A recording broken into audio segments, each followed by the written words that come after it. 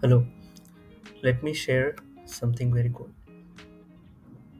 So, let's say we have a class, which is my class, and which, when we define,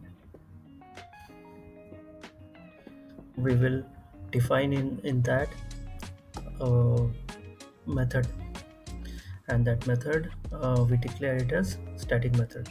Now, normally, how we use method in class is we declare the method, we create an object of the method, and we then use the method sorry we create an object and then we use the method inside the object using the now here what we can do is if it is a static method, then without using the object we can directly access the